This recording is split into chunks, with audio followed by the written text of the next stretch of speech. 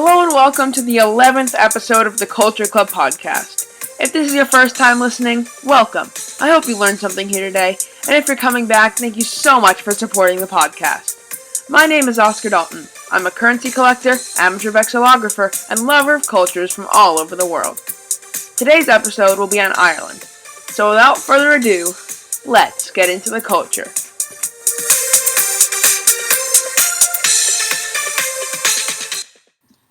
The Republic of Ireland has an area of 32,595 square miles, or 84,421 square kilometers. This makes the Republic of Ireland the 23rd largest country in Europe, and it makes the island of Ireland the second largest island in Europe, behind the Isle of Great Britain. It only has one land border, and that's with the UK in the north.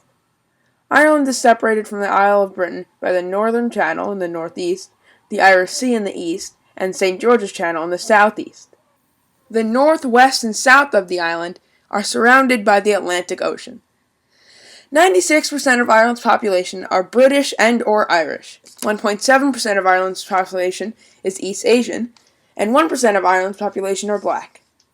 78% of the Republic of Ireland's population, not the island, are Roman Catholic. 2.7% are a special type of Protestantism that followed the Church of Ireland. 1.3% of Irish citizens are Orthodox Christian, 1.3% are Muslim, and 10% are atheist or agnostic. Around 6.57 million people call Ireland home. This makes Ireland the 19th highly populated island in the world, and the 29th most highly populated country in Europe. The capital of the Republic of Ireland is Dublin, and the capital of Northern Ireland, which is part of the UK, is Belfast. The official languages of Ireland are English and Irish, but Ulster Scots and Shelta are also spoken sometimes too. Ireland has a GDP, or gross domestic product, which is used to measure a country's wealth, of $388.7 billion US. This makes Ireland the 29th richest country in the world. The island of Ireland is mostly flat, but is ringed by small mountain ranges. The highest mountain in Ireland is Carrauntoohil in the southwest of Ireland, which stands at 3,407 feet, or 1,038 meters. The main and longest river in Ireland is the River Shannon, which develops into three lakes, Lough Allen, Lough Ree, and the largest, Lough Derg. There are two UNESCO World Heritage Sites in Ireland, Brunaboyne, a series of Neolithic tombs, and Skellig Michael, a series of islands off the southwest coast. Now to talk about the current situation in Northern Ireland. This is going to be as unbiased as possible, so if you have any objections to this or just anything to add, please put those in the comments below. So the situation is mostly centered around Brexit, with Northern Ireland mostly wanting to stay in the EU or to leave the EU while still having an open border with the Republic of Ireland. But of course, since we know the UK is leaving the EU, they'll be pulled out of the EU too, which will force a hard border with the Republic of Ireland, which they do not want. There are multiple solutions to this being debated on the EU floor, so I'll just go through all of them. Let's start with the least likely. 1. Northern Ireland gets independence, or 2. A hard border forms between Northern Ireland and the rest of Ireland. The three more likely solutions are 1. Northern Ireland and the Republic of Ireland unite, and a poll by Delta Poll shows that 52% of Northern Irish citizens are in favor of this. 2. A specific union forms between the UK and Ireland where a passport needs to be checked coming off the island, but a full hard border doesn't form. Or 3. A hard border forms coming off the island of Ireland. So Northern Ireland kind of gets more connected to the Republic of Ireland, but in turn gets more isolated from the rest of the UK. To move away from Brexit, though, Ireland uses Greenwich Mean Time, or UTC, and drives on the left side of the road. Those are all the basic facts and current situations I have to offer you for Ireland, so let's talk about the politics/subdivisions of Ireland. Ireland is a parliamentary representative democratic republic, which basically means a parliament runs the country and they are elected democratically. There are three branches of the Irish government. The legislative branch makes the law, the executive branch enforces the law, and the judicial branch interprets the law in court. There are two houses in Irish Parliament, the Senate Éireann and the Dáil Éireann. This makes the Irish Parliament bicameral. The Senate Éireann is the upper house. It has 60 members. 39 belong to the governing coalition, and 19 belong to the opposition. 2 seats are vacant because they resigned without replacements. In the government coalition, 20 seats belong to the Fianna Fáil, a Christian Democrat Conservative party.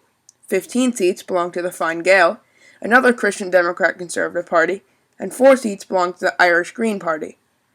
The opposition coalition consists of 19 seats, with 5 belonging to the Irish Labour Party, a Social Democrat party.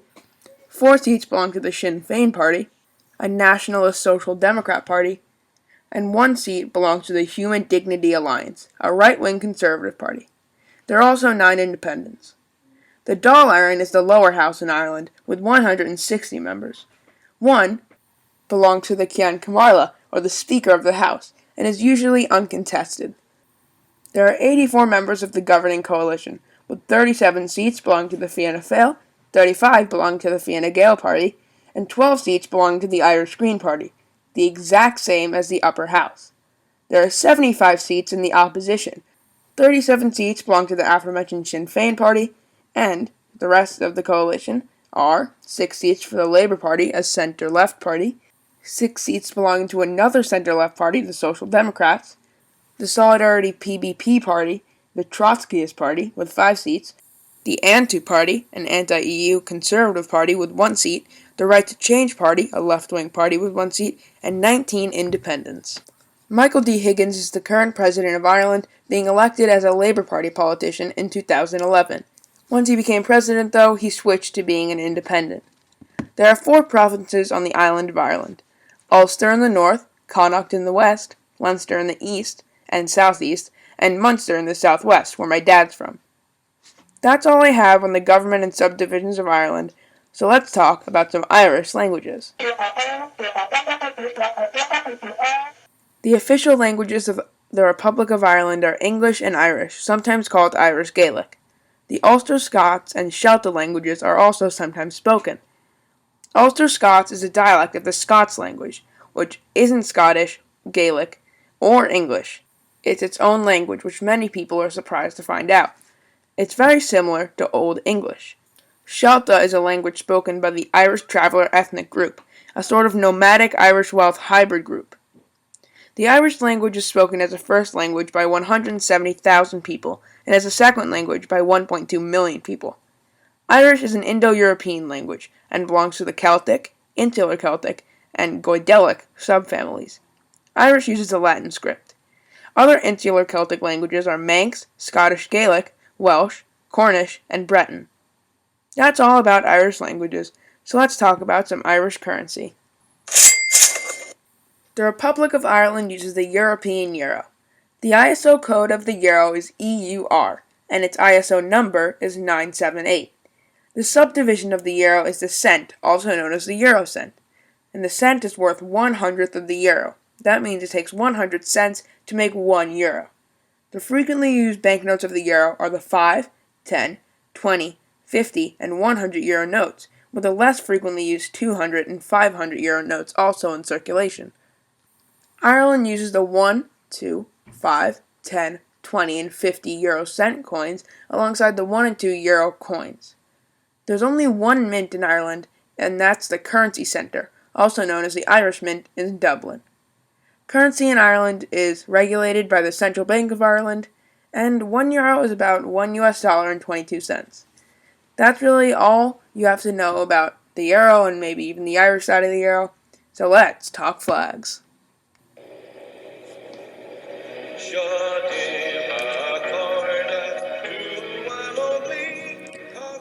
The flag of Ireland is a vertical tricolour of green, white, and orange, with the green on the left, white in the middle, and orange on the right. The green represents the Roman Catholics of Ireland, the orange represents the Protestants of Ireland, and the white represents the peace between them. The flag was adopted by the Republic of Ireland right after independence in 1916. The coat of arms of Ireland is incredibly simple. The coat of arms is a harp of gold on a blue shield. There is no official explanation of the shield because it's so old, being adopted first in the year 1280. That's all about the Irish flag and coat of arms, so let's talk about some Irish foods.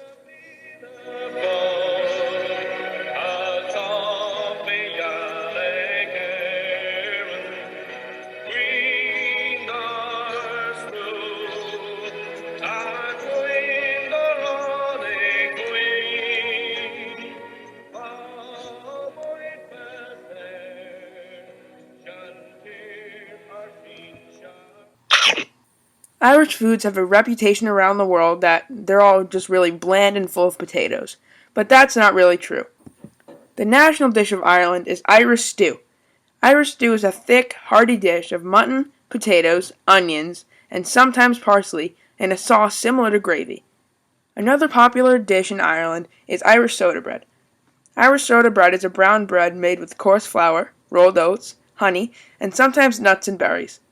Soda bread is very dry and crumbly, but it tastes really good when you put butter on it. The official dessert in Ireland is an Irish apple tart. An Irish apple tart has been described as a sour or more tart apple pie. That's really all I have for Irish cuisine, so let's go to my dad talking about some Irish sports. There are four main sports in Ireland: football, or soccer, rugby, and the traditional Irish sports of hurling and Gaelic football.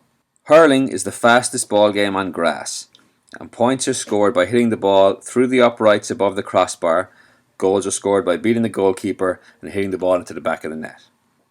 Gaelic football is played using a ball similar to a soccer ball, and likewise, you score points by kicking it through the uprights, and you can score a goal by beating the keeper and putting it in the back of the net also.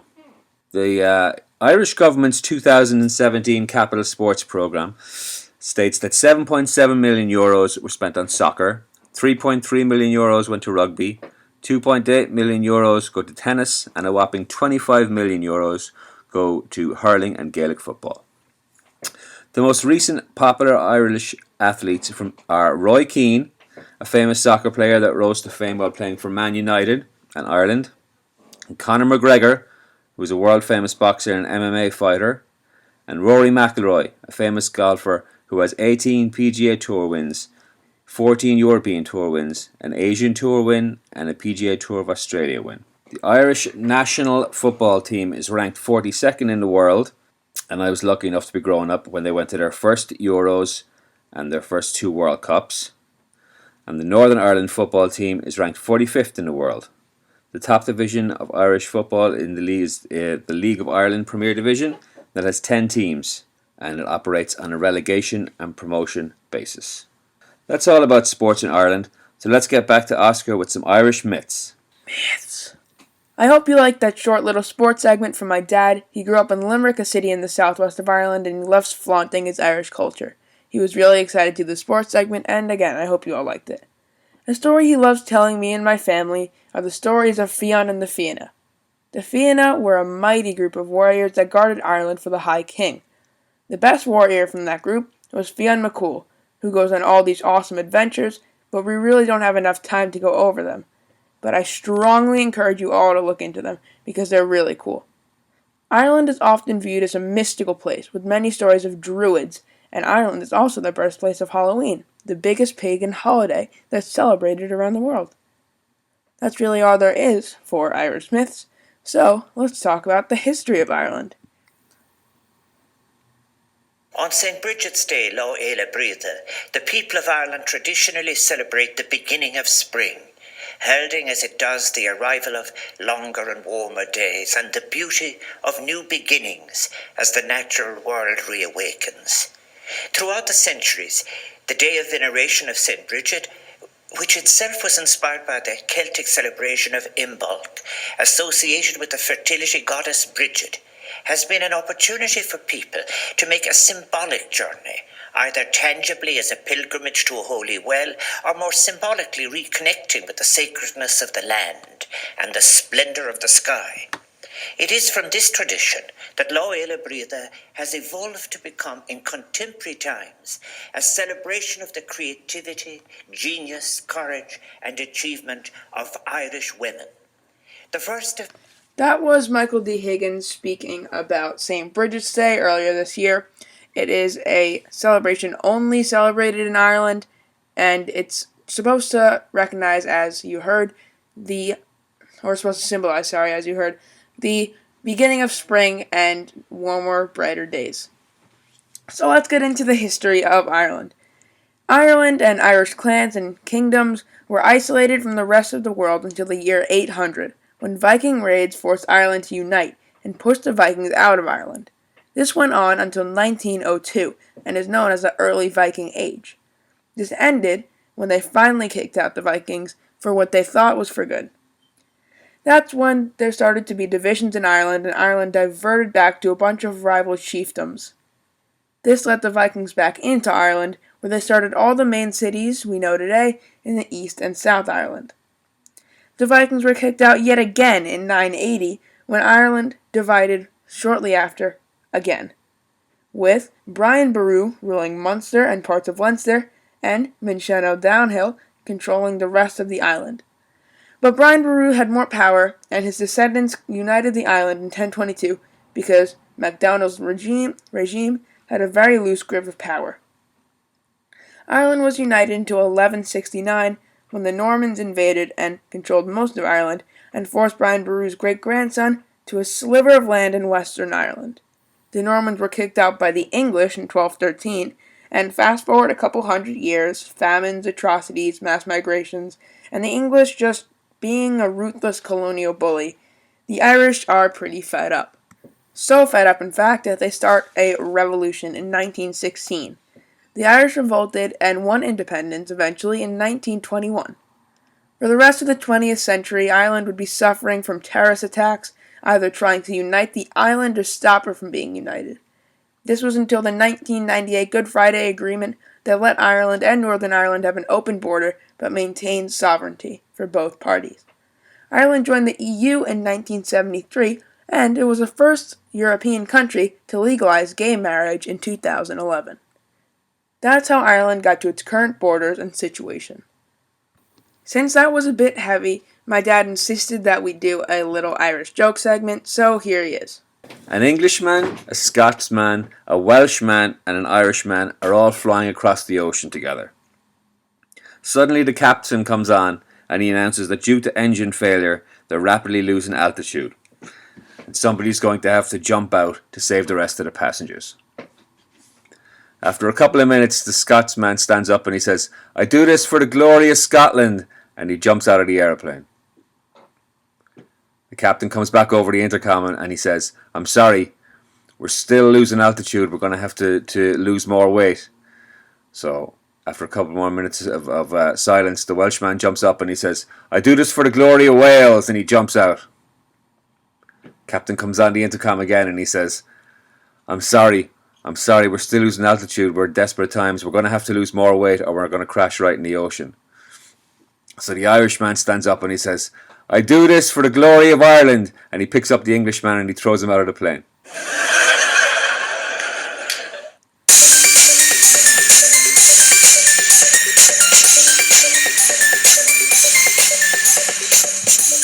Congrats, you made it to the end of this week's episode. If you found today's episode at all interesting, please like, subscribe, comment, or follow wherever you're listening. If you want to get in contact with me, you could DM me on Twitter at CultureClubPod1, on Facebook at Oscar Dalton, or you could even leave a comment down below, right here on YouTube or SoundCloud. Stay tuned for next week's episode on Poland. I'll see you guys next week. Slán a bhaile, cara!